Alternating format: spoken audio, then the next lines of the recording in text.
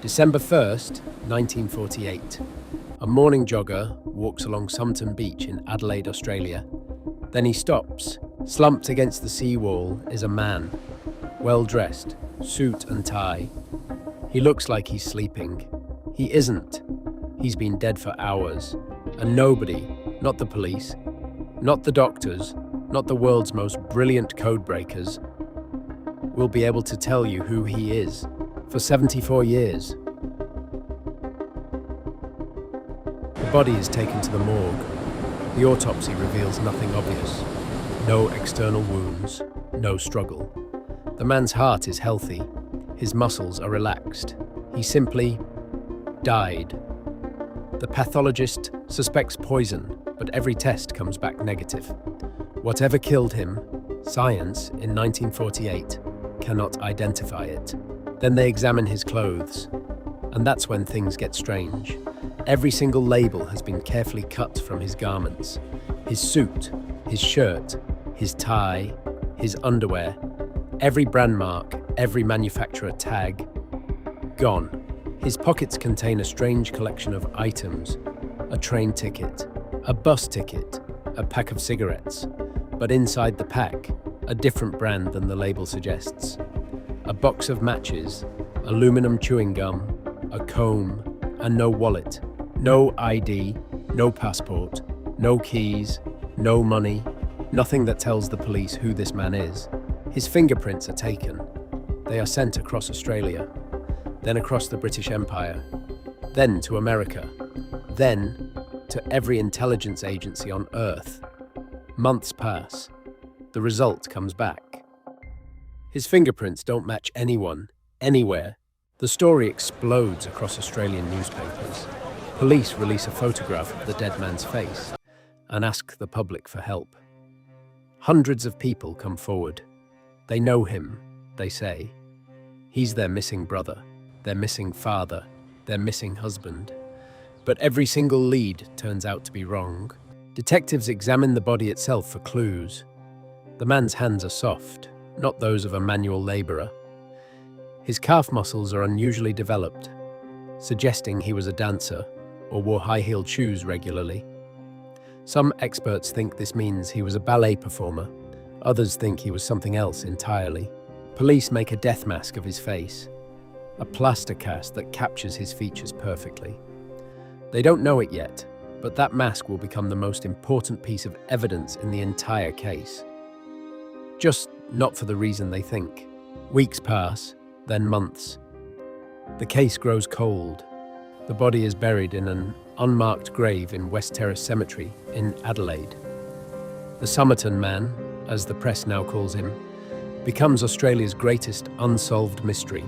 And then, 4 months after the body is found, the case takes its strangest turn yet. In April 1949, a pathologist re-examines the Somerton Man's trousers more carefully.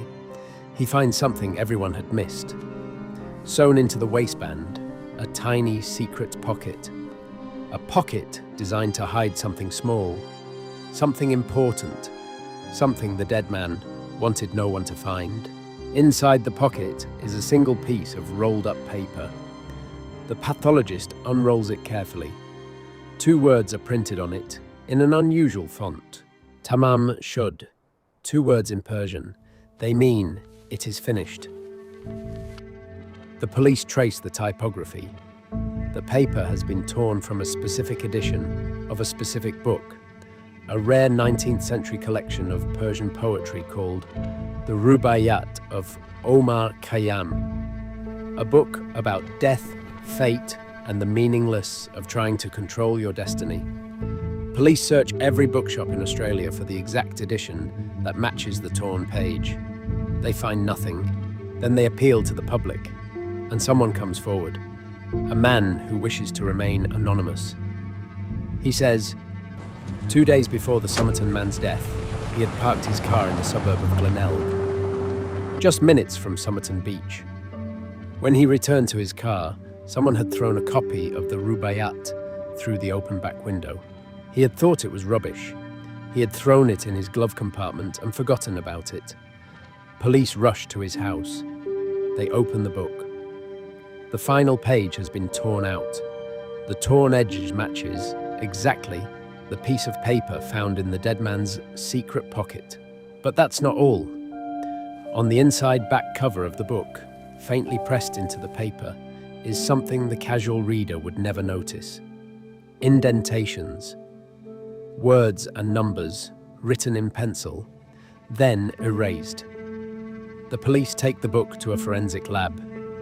They photograph the back cover under specialized lighting, and what emerges from the indentations changes the case forever. On the back cover, hidden in the indentations, is a phone number. The police call it. A woman answers. Her name is Jessica. She lives in Glenelg, 5 minutes walk from where the body was found. When the police show her a photograph of the Somerton Man, the detectives later say she nearly fainted. She insists she does not know him. She refuses to answer most of their questions, and then she asks them, please, to leave her name out of the report. And then there is the second discovery.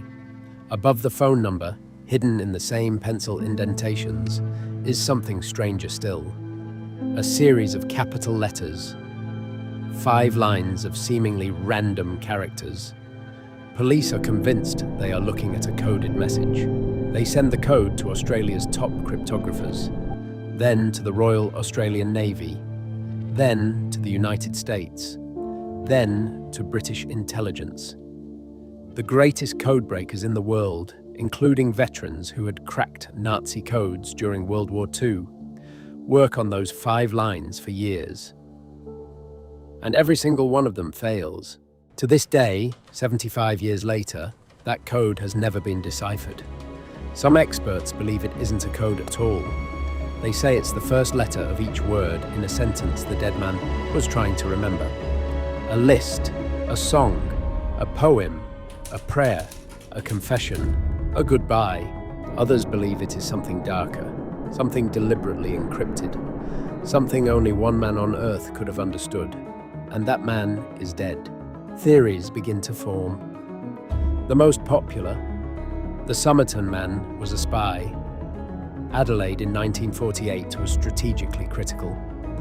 Just 300 miles north was the Woomera Test Range, a top-secret weapons testing facility shared by the British and Australian governments. The Cold War was just beginning. Soviet intelligence was actively recruiting agents to gather information on Western missile development. The clues fit. The Somerton Man's clothes were partially American-made. The labels removed could be a textbook intelligence operation to prevent identification. The poison that medical experts couldn't detect could be one of the substances developed by Soviet laboratories, designed specifically to be undetectable. And the woman in Glenelg, Jessica, some researchers believed she was a contact, a handler, or his killer. For 70 years, the spy theory dominated. Books were written, documentaries made. The Somerton Man became a Cold War legend, the perfect anonymous spy who took his secrets to the grave. Or so everyone believed, until 2022. For decades, Professor Derek Abbott of the University of Adelaide had been obsessed with the case. He believed modern DNA technology might finally be able to solve it. There was just one problem. The Somerton Man's body had been buried for over 50 years. Most of the DNA evidence was destroyed, but Abbott had a secret weapon, the death mask, the plaster cast made in 1949. When pathologists had created it, tiny hairs from the man's head had been embedded in the plaster. Preserved perfectly for over 70 years, Abbott extracted the hair. He worked with American forensic genealogist Colleen Fitzpatrick, one of the world's leading experts in cold case DNA identification. Together, they sequenced the DNA. They uploaded it to ancestry databases. They built a family tree of 4,000 people, hunting for a match. It took years. Then on July 23rd, 2022, DNA from a distant cousin came back as a match. They had a name after 74 years. The Somerton Man was Carl Charles Webb, born in 1905 in Melbourne, Australia, an electrical engineer and instrument maker. He was 43 years old when he died on that beach. The records revealed the truth. Webb had been married. His wife, Dorothy, had filed for divorce after he abandoned her in 1947. He had struggled with severe mental illness, losing 4 close family members in just 7 years. He had likely travelled to Adelaide to try to find his estranged wife, who had moved to a small town nearby. He never made it. His autopsy and history strongly suggested suicide. Poison, the ultimate goodbye. The Persian phrase in his pocket, Tamam Shud, makes sudden, terrible sense. It is finished. You would think this is where the story ends. The Somerton Man had a name. The mystery was solved, but it isn't. Because every answer raises new questions. Why were the labels cut from his clothes? If he was just a broken man going to find his wife? Why did he have a secret pocket sewn into his trousers? Why did he carry a phrase from a poem about death? Why did Jessica, the woman in Glenelg, deny knowing him so vehemently? And what was her connection to a man she claimed never to have met? And the code, the 5 lines of letters that have defeated the world's greatest cryptographers for 75 years. Carl Webb was an electrical engineer, a man with a technical mind. Was the code a final message, a confession, a name? The last words of a man who couldn't bring himself to say goodbye in plain language. We will never know. Webb died with whatever it meant, and the people who might have understood him, his wife Dorothy, the mysterious Jessica, the colleagues who knew him before he disappeared in 1947. They took whatever they knew to their own graves long ago.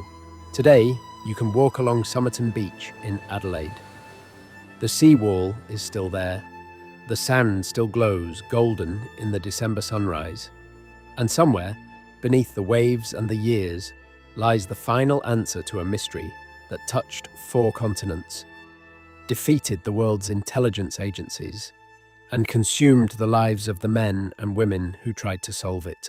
The Somerton Man had a name, but he was and remains a stranger. Some stories are forgotten, some moments are invisible, but they shape the world we live in. If you don't want to miss the next one, don't forget to subscribe. I'll see you in the next one.